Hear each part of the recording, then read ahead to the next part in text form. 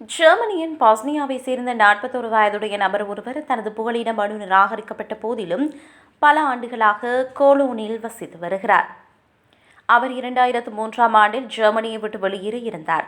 அதன் பின்னர் காணாமல் போன அவர் 2007ஆம் ஆண்டு மீண்டும் திரும்பினார். இந்நிலையில் அவர் தற்காலிக அனுமதியின் கீழ் கோலோனில் வசித்து வருகிறார். அந்த நபருக்கு இப்போது 8 குழந்தைகள் உள்ள குடும்பம் உள்ளது. நகரத்தின் சமூக நல அலுவலகம் அவர்களை ஆதரிக்க பணம் வழங்குகிறது. 2003ஆம் ஆண்டு செப்டம்பர் மாதம் அளவில் குடும்பம் சுமார் 7,250 யூரோக்களை பெற்றது.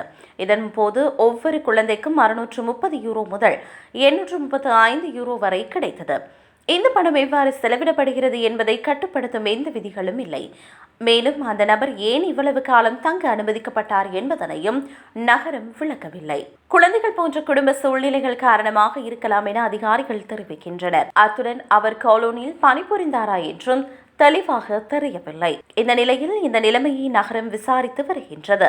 நகரத்தில் தங்க புகலிட மனு நிராகரிக்கப்பட்ட 3,657 பேருக்கு அனுமதி வழங்கப்பட்டது. இதில் 5 ஆண்டுகளுக்கு மேலாக தங்கிய 791 பேருக்கும் 10 ஆண்டுகளுக்கு மேலாக தங்கிய 885 பேரும் உள்ளடங்குவர்.